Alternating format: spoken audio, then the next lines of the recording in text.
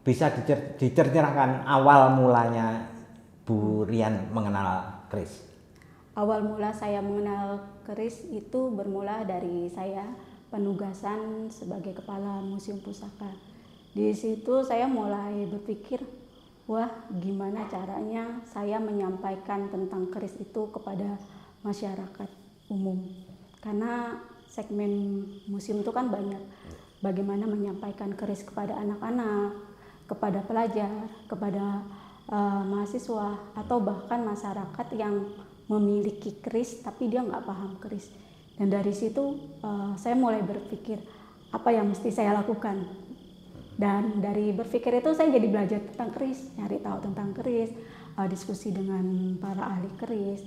Jadi PR saya itu ya merubah narasi museum, bagaimana ketika pengunjung datang ke museum bisa memahami keris secara utuh, luas, nggak hanya melihat keris sebagai bilah besi saja, Pak.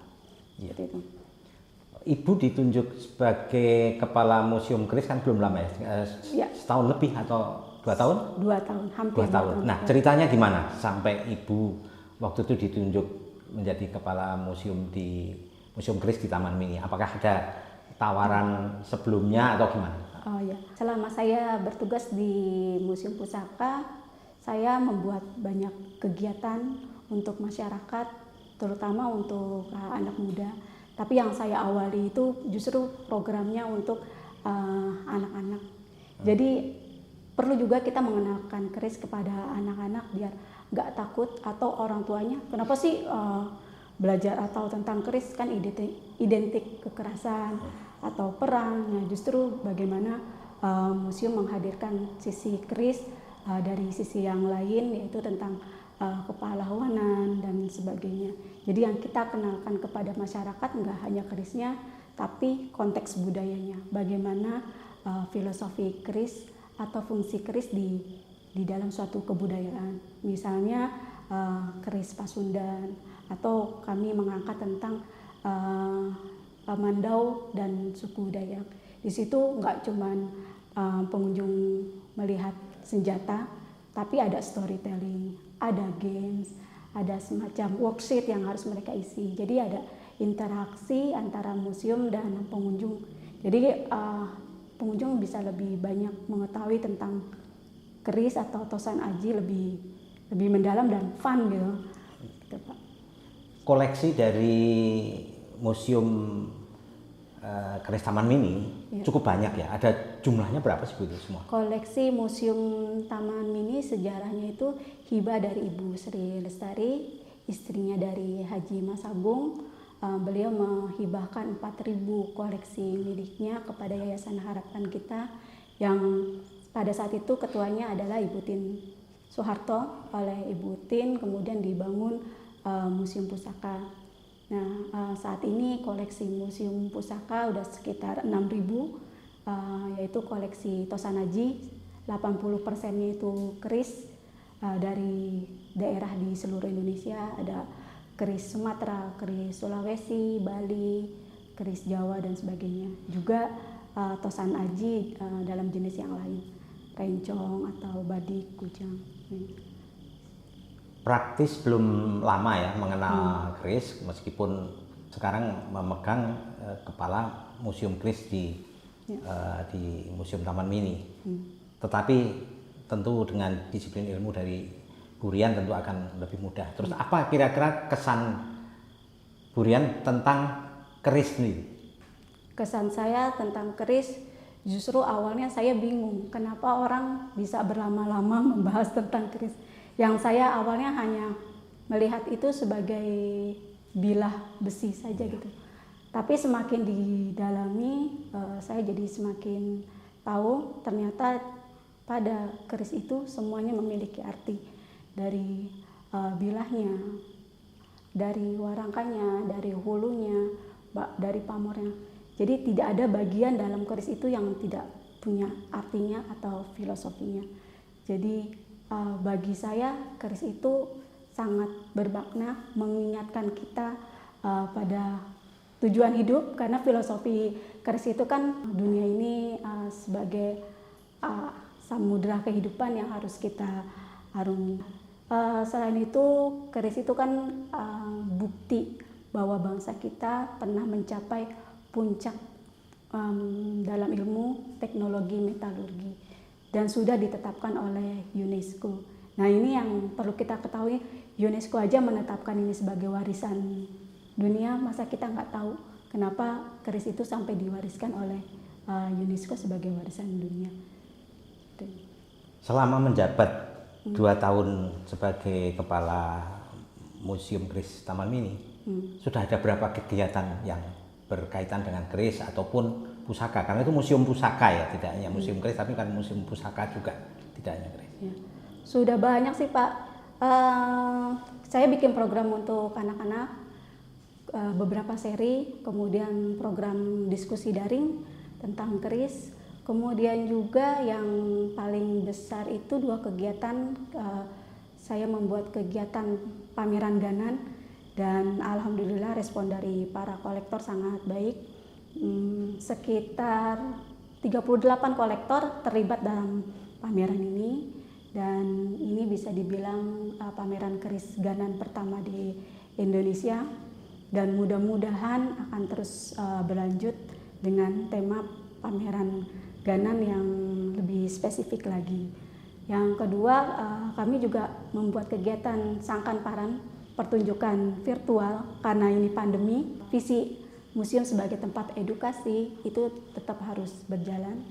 Jadi kita bikin kegiatan daring yang bisa diakses oleh masyarakat luas dan menghadirkan banyak tokoh. Kegiatan Sangkan Paran ini merupakan refleksi 15 tahun keris ditetapkan oleh UNESCO. Keris ganan maksudnya ya, Ya. pameran keris ganan. Nah, apakah ada kerjasama dengan lembaga lain atau komunitas keris gitu ya, dengan adanya pameran itu, dan kira-kira tampilannya seperti apa waktu itu? Ya. Selain dengan kolektor, kami juga bekerja sama dengan universitas, salah satunya itu Universitas Bina Nusantara. Kemudian kegiatan kami juga didukung oleh pemerintah, oleh Kementerian Pendidikan dan Kebudayaan, juga oleh komunitas-komunitas. Dan bagi saya itu ini suatu yang luar biasa. Yang setahu saya sebelumnya kolektor itu hanya mau memamerkan koleksinya hanya beberapa hari. Dan ini pecah rekor ya. Kolektor bersedia memamerkan koleksinya sampai 1 bulan. Seperti itu. Luar biasa. Jadi artinya punya prestasi yang memang belum pernah selama ini dipamerkan.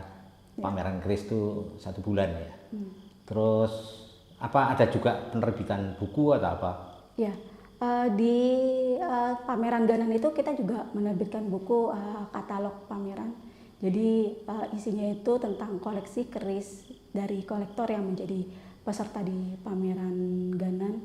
Dan ini menjadi referensi baru untuk dunia perkerisan yang spesifik tentang apa itu keris ganan, ragamnya seperti apa. Di daerah itu beda daerah, beda filosofinya, beda bentuknya. Dan ini mendapat sambutan yang baik dari masyarakat untuk pameran keris ganan.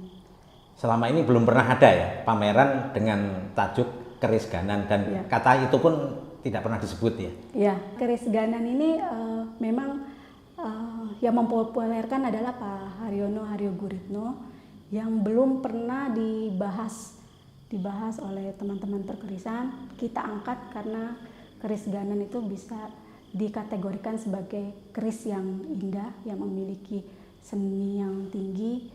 Jadi sangat tepat untuk kami sebagai museum mengenalkan koleksi keris dimulai dari suatu karya seni yang indah.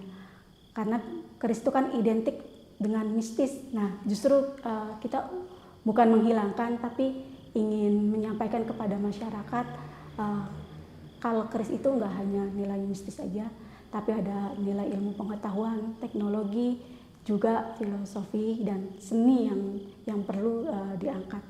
Keris sebagai benda seni. Ada pesan khusus nggak misalkan untuk kalangan muda, karena anak-anak muda itu sudah mulai tidak tertarik dengan dunia keris. Mereka lebih tertarik dengan teknologi, dengan apa yang disuguhkan di gadget dan bukan keris. Apa yang Anda sarankan untuk keris ataupun untuk anak muda? Ya, untuk anak muda kami di Museum Pusaka ada Besalen Gulu Klopo. Ya, itu satu-satunya besalen di DKI Jakarta. Saya sangat berterima kasih kepada komunitas Astajaya yang menghibahkan besalen Gulu Klopo ini kepada Taman Mini, sehingga masyarakat khususnya anak muda ayo belajar tentang keris, bagaimana cara membuat keris, prosesnya seperti apa. Kami selalu siap menyambut anak-anak muda ini belajar keris, gimana cara menempa keris, membuat keris, filosofinya, atau bahkan kami ke depan punya rencana membuat semacam sayembara untuk mahasiswa atau umum, itu sayembara desain keris yang nanti pemenangnya kerisnya itu akan kita wujudkan desain mereka sebagai desain yang baru, keris baru. Kemudian kami juga berencana membuat program sayembara penggarapan keris. Jadi untuk profesional, besalen-besalen yang ada di seluruh Indonesia bisa nanti ikut terlibat dalam penggarapan keris. Jadi keris ini tetap berjalan, tetap lestari, diwariskan dari generasi ke generasi. Seperti itu. Besalen di Taman Mini itu, Gulu Klopo tadi ya, Iya. itu membuat keris dengan cara lama ya, dengan cara lama. Kira-kira sudah ada yang disumbangkan ke mana, ke Museum Taman Mini, Museum Keris Taman Mini, atau bahkan sudah ada yang dimiliki oleh kolektor? Ya. Untuk besalen Gulu Klopo sudah menghasilkan 18 keris, dan kerisnya itu salah satunya sudah kami hibahkan ke Museum Keris Nusantara di Solo. Kemudian juga keris ini kita buat karena pesanan dari seorang kolektor. Jadi teman-teman di Museum Pusaka atau di Besalen Gulu Klopo itu bisa melakukan eksperimen dengan material-material baru, metode-metode baru dalam pembuatan keris yang tentunya juga berdasarkan dari ilmu keris yang sudah diwariskan oleh pendahulu kita. Gitu. Ada pesan khusus lagi untuk kaum muda agar bisa mencintai atau paling tidak meminati keris yang sudah lama, ibaratnya tidak memancing minat kaum muda? Ada pesan khusus atau kepada masyarakat keris atau kepada anak muda? Ya, saya mengajak para kaum muda untuk mencintai keris sebagai warisan budaya bangsa Indonesia yang sudah diakui oleh sebagai warisan dunia. Ayo kita pelajari, kita teliti, kita promosikan sebagai karya agung kemanusiaan dari bangsa Indonesia.